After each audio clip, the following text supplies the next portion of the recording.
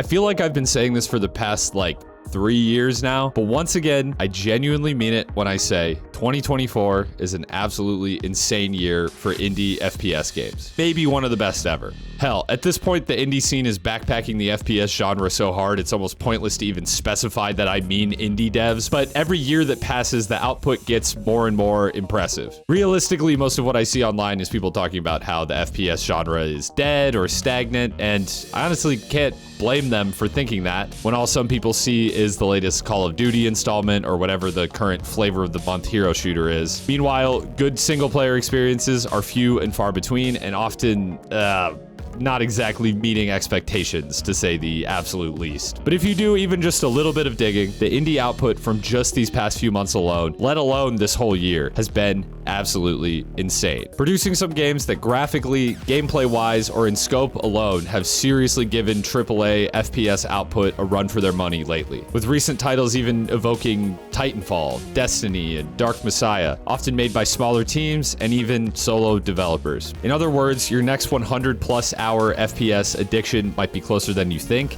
and it might just be made by an indie dev. A long time ago now, I made a video on a game called Severed Steel, a fast-paced movement shooter, insanely impressive in its own right, with a real kitchen sink of features to go along with it. Wall running, bullet time, procedural voxel destruction, Hotline Miami-esque weapon juggling, and an endless roguelike mode with a level editor, and so on and so forth.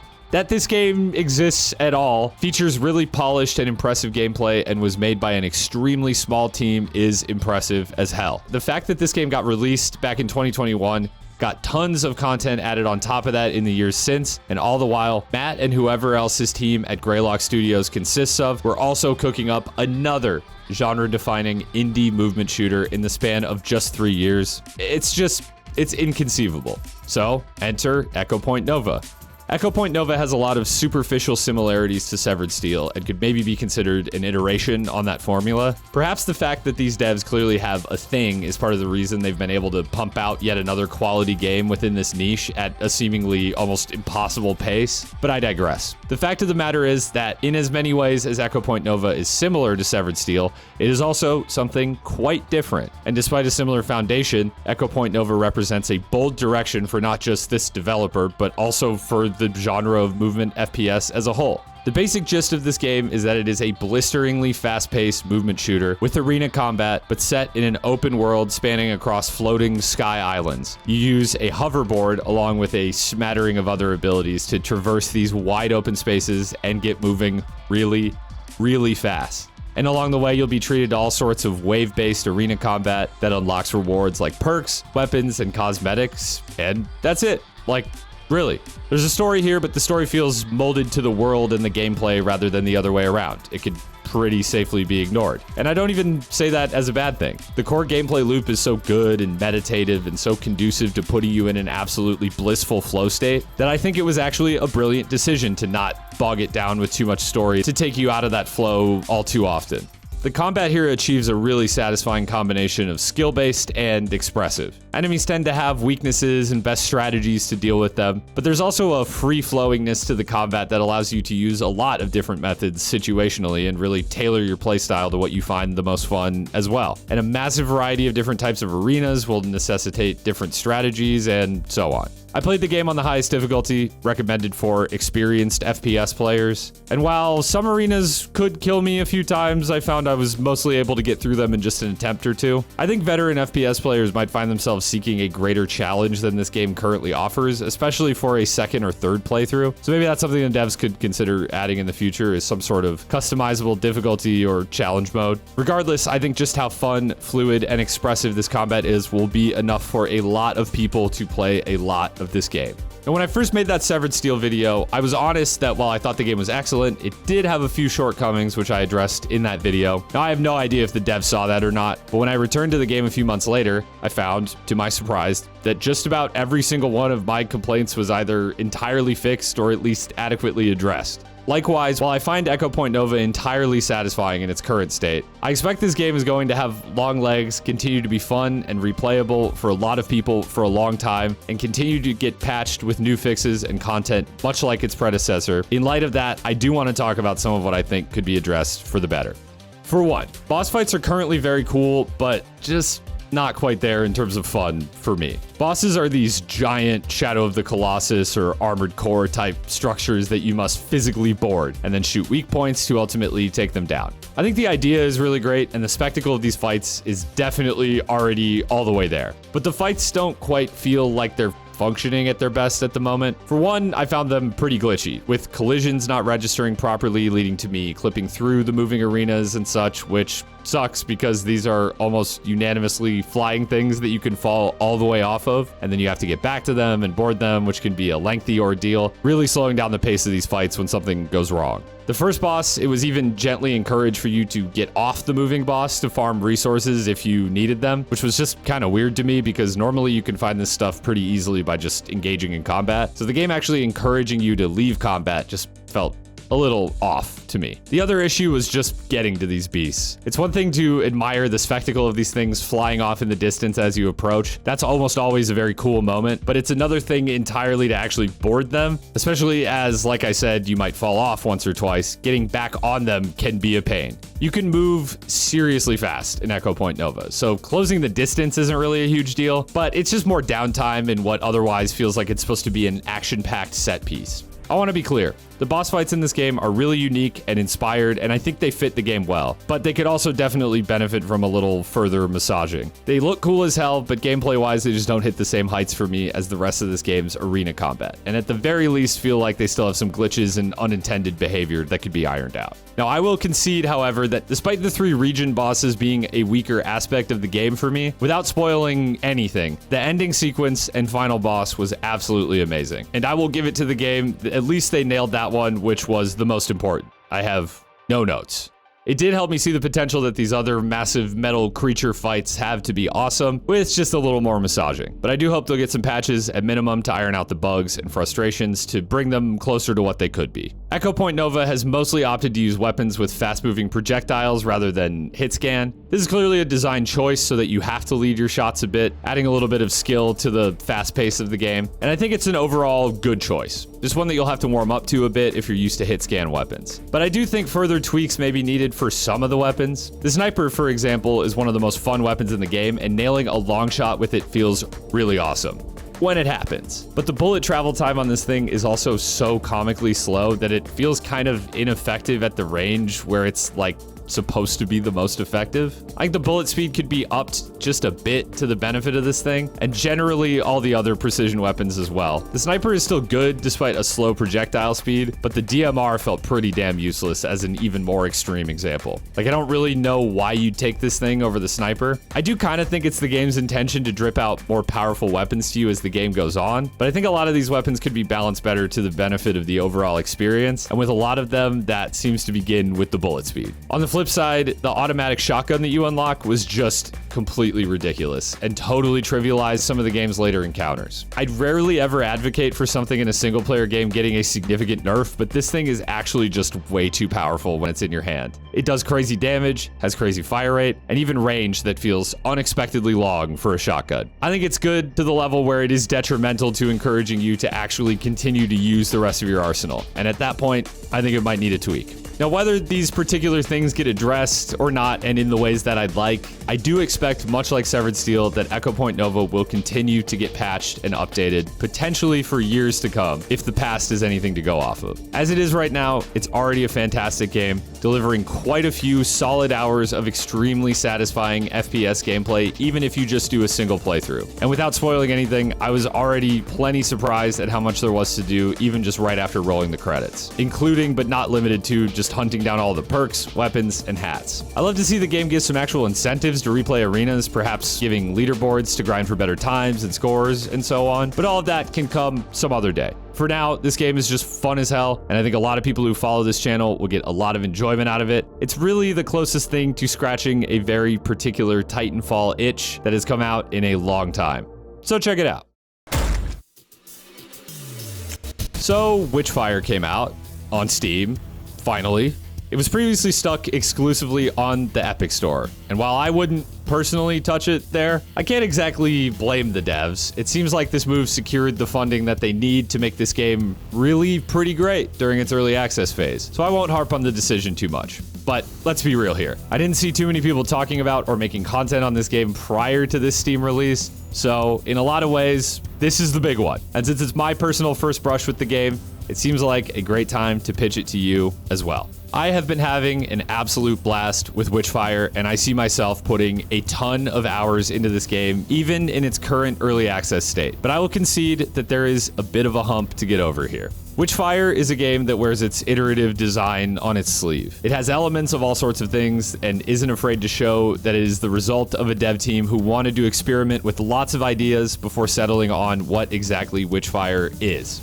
As a result, you might find yourself just a tiny bit confused about what type of game you're getting into. And I do think it's a bit of a weak selling point of the game that this developmental baggage has kind of been offloaded to the player. But to put things as simply as possible, look at it this way. If you like fast and deep FPS combat systems, if you like weighty and committal combat and the punishing nature of something like a Souls game, or the rush of having a great run of an extraction shooter or a roguelike, you will almost surely find something to like in this game, even if it doesn't 100% satisfy the constraints of any of those genres alone. Bonus points if a dark fantasy setting or some of the coolest FPS weapon designs with a ton of meat and weight to their visual and sound design sounds appealing to you. I definitely recommend you take a chance on it. So to demystify a little further what Witchfire is, basically the best way I can describe this game is like a giant tangled ball of yarn with goodies inside. At first you'll be met with this dense, inscrutable blob, but eventually you'll find some strings to tug at and the ball will slowly but surely start unraveling faster and faster, revealing more and more to you. I think this can lead to the game feeling a little empty at first, and at a point a few hours in, I was kind of starting to think, is this really all there is to this? Only for the game to open up a little bit more to me. And this is a feeling you'll have pretty often in Witchfire. Just when you think you've seen it all, the game will throw something else at you. On one hand, I think this could lead to some people giving up on the game, thinking that they've kind of seen it all already before they actually get to the meaty center of it. But on the other hand, this unraveling feeling is actually quite cool and makes every time you enter that portal feel mysterious and unique. I think a lot of people boot up new games expecting instant reward, and Witchfire just isn't that kind of game. Each mechanic is given adequate space to breathe, and sometimes things will be nonchalantly introduced, prompting you to just interact with it and figure it out. I walked away from a ton of new encounters being like, what the fuck just happened there? But again, I kind of like that. Because not only did it mean a new thing to look out for on my runs, but it also made me look forward to learning more about this inscrutable world that Witchfire is set in. Now, what does the core gameplay loop look like here? Basically, each of your runs begins at this portal. You choose a destination of currently 3, but I believe a planned total of 5 levels. You enter the level and you can kind of do whatever you want within these small but fairly open and dense maps. Primarily, you can clear enemy zones to get Witchfire, which is your XP, or souls for leveling and purchasing items that will help you in your runs. You also get small roguelike boons that drop from these encounters as well that only last the length of your run. You can also search for and open chests, which give coins that will be spent towards research, which will permanently unlock weapons, spells, and equipment for use in your runs. You can kind of dip in and out of that portal whenever you please, or just fight until you die, which you will do a lot because the game is tough and pretty punishing, especially as you step up the Gnosis levels, which act as the game's de facto difficulty selection, upping the ante each time you meet certain milestones. In my opinion, though, this is part of the fun of the game. I was already finding the game to be a very solid challenge by the second Gnosis level, and apparently there are 10 levels planned. So if that sounds at all appealing to you, I can easily recommend Witchfire to anyone who wants a deep FPS game with mechanics and exploration that you can chew on for a good while before running out of new stuff to discover. And even once you do, a mechanical loop that is satisfying enough that you might just keep going anyways. Seriously, while it took me a little bit to really start to unravel this game, at the point that I'm at now, every encounter is solidly, palm-sweatingly challenging, but I also have a spell and weapon loadout that is satisfying and caters well to my playstyle. I seriously feel like I could just dip in and out of that portal all day just for fun, let alone to unlock new things and make progress. And I think that's kind of all that really needs to be said about why this game should be on your radar are at this point, if you like any of that stuff. As this is an early access game though, I do want to talk about where I'd like to see this game go. I find the class system just a little bit puzzling, and honestly, it might give you the wrong idea about this game right off the bat. What class you pick determines your starting gear and stats, but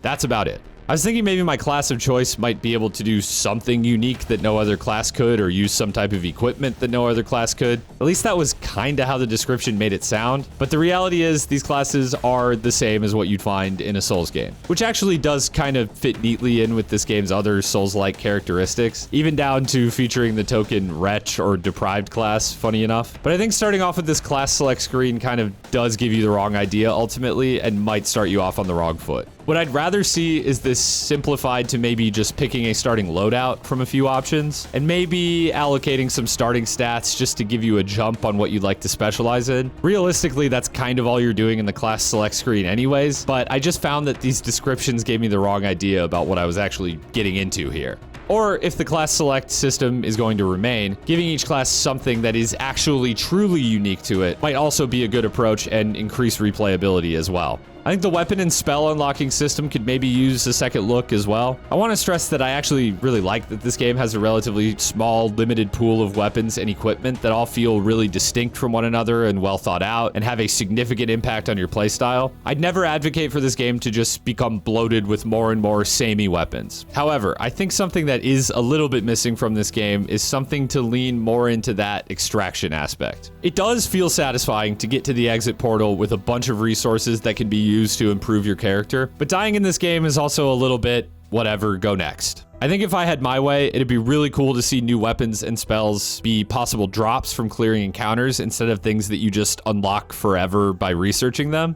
Then I'd love to see the weapons that drop have certain variations that maybe give them different elemental effects or affixes. Just some things that could take the potential of build crafting even further and also give you something new to hunt down in your runs. You might say, well, wouldn't this neuter the research mechanic? And to be honest, I don't know if that would be the worst thing. I like that there's a constant feeling of meta progression provided by this system, but having to spend a resource only to then just hurry up and wait for a timer to count down before you can use what you unlocked isn't exactly the most satisfying system to me. Maybe the weapon research could actually be focused on unlocking better affixes and drop rates for the type of weapons you're seeking. Maybe just adding the weapon that you researched into the pool that you could find rather than just immediately unlocking it, but then leaving it up to you to actually, go and get it. To be clear, I don't think the game desperately needs something like this, but I think it could add an element of replayability and more specifically hype to the runs where you actually do manage to unlock and escape with a really cool weapon. Then going even further to be able to craft builds around weapons instead of being forced into certain weapons if you want to use certain elements or playstyles. Again, I've still only seen so much of what this game has to offer, even after 10 or more hours of playtime. So it's possible that the game does have some sort of answer to this down the line that I just haven't come across yet. But as of where I'm at in the game, I find this system of unlocking weapons just a tiny bit unsatisfying. My last suggested addition is just a compendium of some sort. I like that the game doesn't always spell out exactly what everything does or how you're meant to interact with certain things. But once you've experienced a certain enemy or encounter enough times, it'd be really nice if there was a compendium that you could consult to just jog your memory on what certain things are and do. There's honestly just a lot in this game, and it does basically zero hand-holding beyond the very beginning tutorial. Again, it's a strong aspect of the game and not something I'm directly complaining about, but just some centralized store of knowledge within the game for which there is a lot to learn would be entirely welcomed. Even with that considered though, man, this game has just got its hooks in me in a way that is seriously impressive for a game that is technically yet unfinished. Despite a slow start, this game just wouldn't leave my mind, and after a few hours of giving it a shot, I found myself just hopelessly addicted to this simple but deceptively complex little loop this game presents you. This isn't necessarily a game that will land for absolutely everyone, but I think the growth in chatter and player base this game has experienced since coming to Steam kinda speaks for itself. People are definitely slowly but surely getting it, and I'm happy to include myself among them. Witchfire has a bright future and really long legs, and dare I say, this isn't likely to be the last you'll see of it on this channel.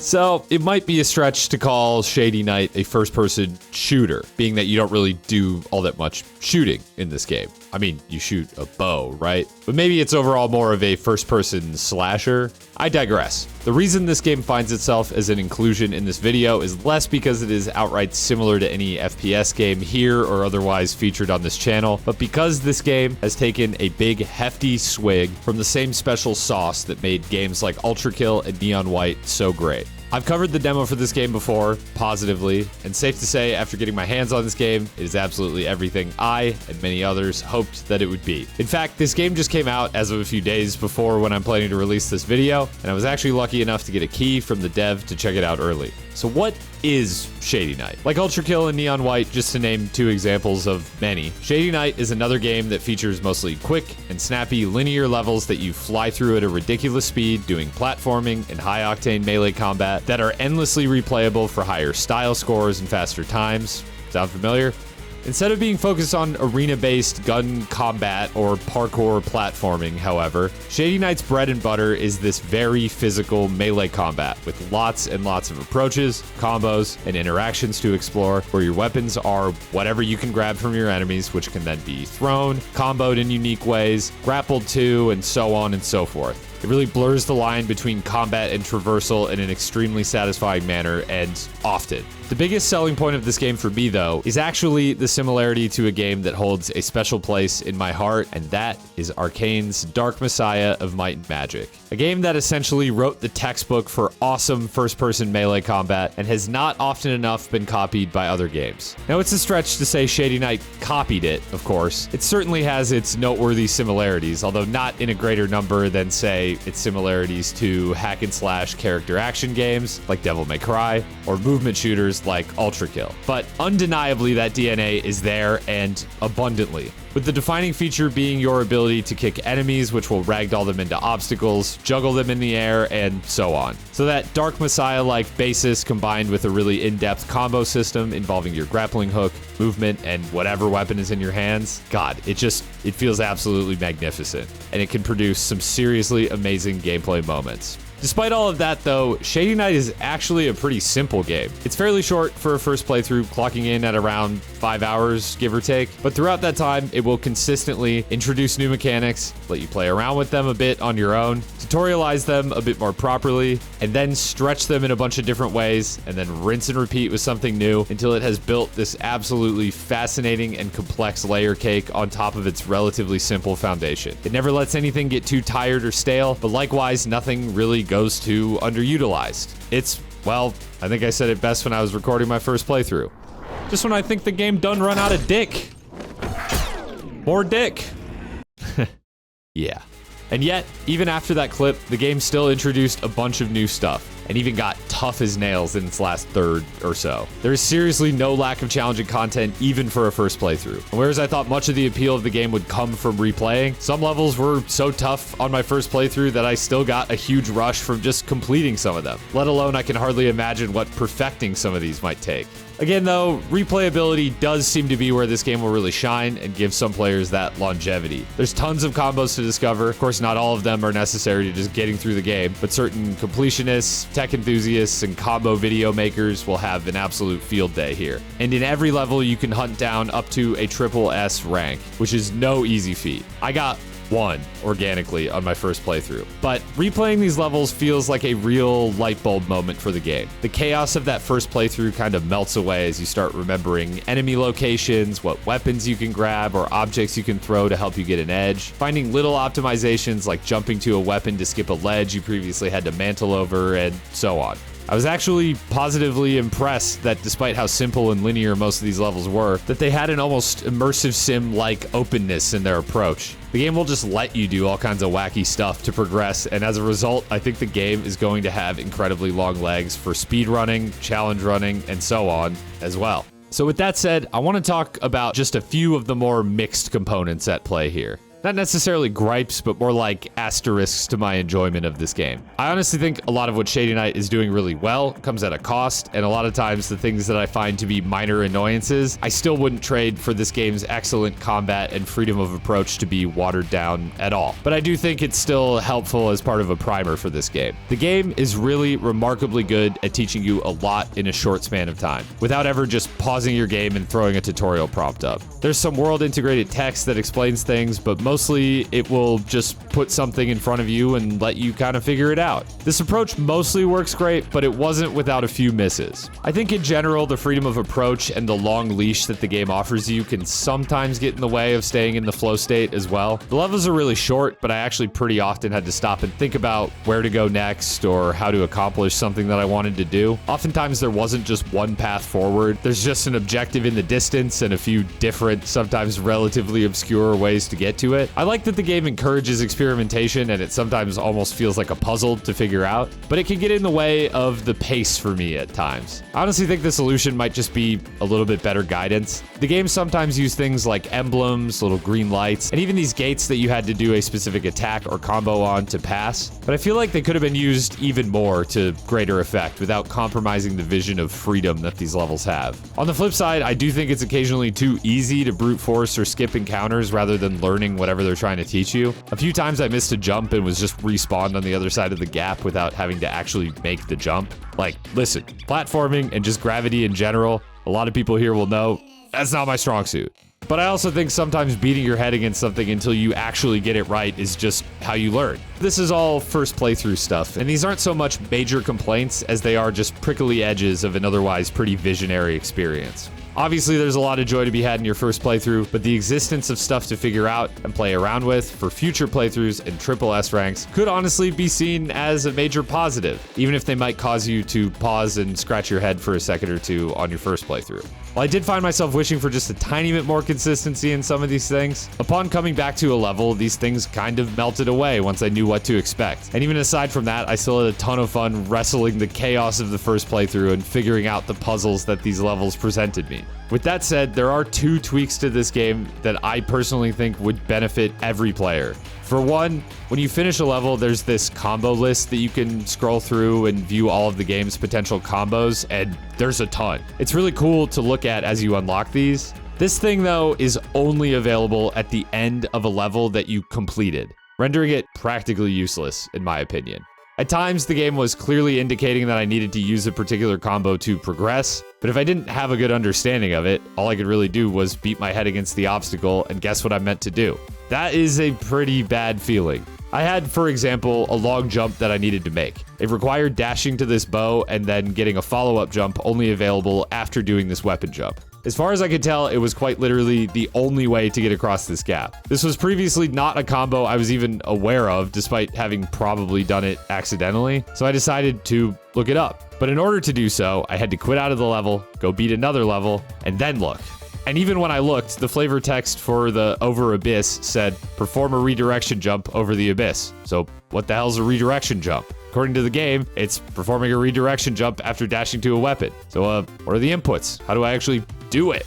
Now, I did eventually just figure it out through trial and error, but I wished I had some other recourse here. Don't get me wrong, it's nice to have these combos all listed in one place, but as far as actual useful information, this list is pretty lean. I think being able to access this combo list at any time would be a boon to every type of player. It puts all the learning and understanding the game is asking of you right at your fingertips without really disrupting gameplay. Additionally, especially since the combos in this list don't unlock until you've done them at least once, I think being able to see exactly what inputs are required of you also feels like a pretty harmless addition that would only enhance players' understanding of this game. Lastly, I think the player just needs a tiny bit of hit iframes, or if they already have them, they maybe need a little bit more. You don't really have health in this game. You just can't get hit twice in relatively quick succession, or you die and have to restart. I think this works out great for the most part, because to survive, you just need to dip away for a bit, and then you're golden and can just go back to hacking away. The issue is that when you do get hit, you get a second of slow-mo. It doesn't really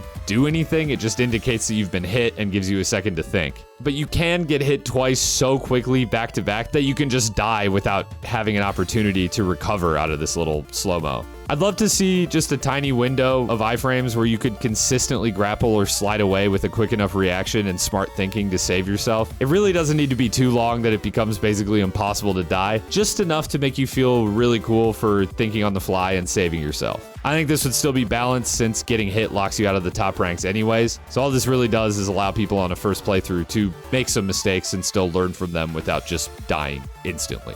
But even as it is, man, Shady Knight is just so good that even my criticisms have to be tempered with the notion that there's just such a cool and delicate Jenga tower of ideas here that if you remove or change just one thing, even if it seems a little silly or annoying, it might honestly all just come crumbling down. And I really appreciate that commitment to the vision. If you like games that come in tight, deceptively simple packages but then reveal hidden layers of complexity and challenge, Shady Knight should give you something to chew on for a long time. Maybe forever. It's one of those games of which I will never not be recommending on this channel. That's all I got for you today, but hopefully you found something out of these 3 games that piqued your interest and just might turn into something that you can play over and over again. I'm always happy to be sharing and talking about new indie FPS games here on the channel, and I'm happy to report there's actually much more where that came from. Subscribe if you haven't already, and stay tuned. Thanks for watching. Hit that like button. Alright. Smash that bell, hit that bell button, hit Destroy my bell pussy. button. Subscribe to Dumper Man.